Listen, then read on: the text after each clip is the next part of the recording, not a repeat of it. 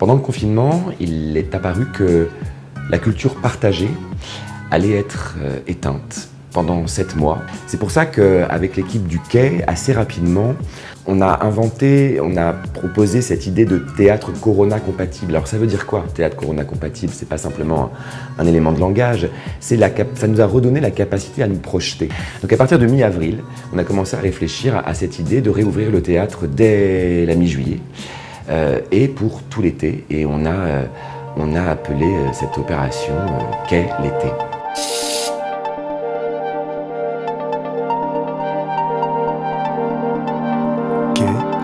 L'été.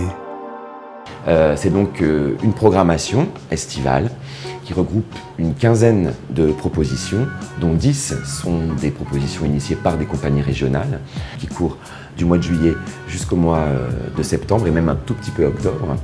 104 représentations qui ont lieu au Quai, dans le théâtre, à la fois dans la salle 900, et puis aussi dans la cour logistique qui va se refaire une beauté pour l'occasion, et puis aussi des représentations qui seront données dans 14 communes de Maine-et-Loire, histoire aussi que le centre dramatique d'Angers irrigue plus largement qu'ici même à Angers. Ce sont des retrouvailles avec le public. C'était l'idée que le Quai puisse être un lieu de convivialité, que cette programmation soit le moment de générosité, de joie de se retrouver. Les spectacles qui sont programmés cet été sont des spectacles virevoltants, des spectacles généreux, des spectacles qui peuvent comme ça se déplacer de manière extrêmement légère. C'est un théâtre, je dirais, une forme de théâtralité d'urgence, d'impatience, une théâtralité, oui, d'une générosité directe et instantanée.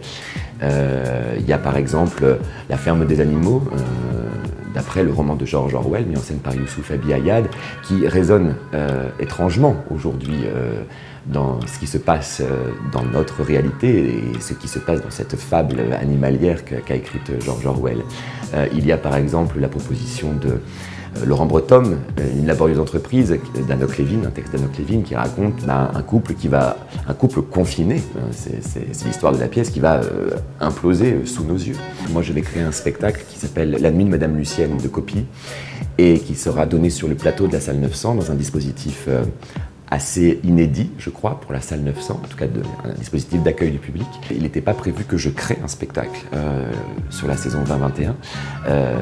Je devais, moi, faire une première création 21-22.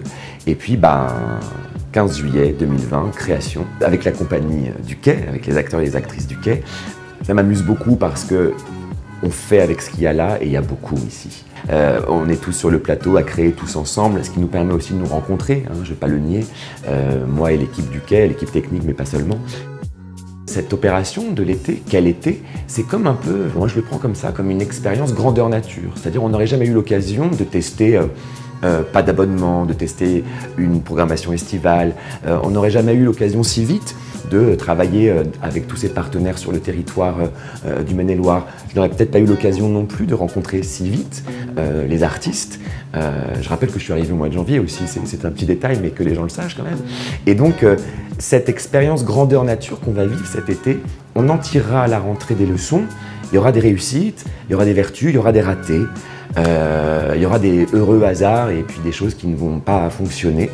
Voilà le projet que toute l'équipe du Quai a bâti dans l'urgence, dans la précipitation, dans l'excitation et aussi parfois, on doit le confesser, un peu de panique et qui démarre dès le 15 juillet. Quel été, quel été.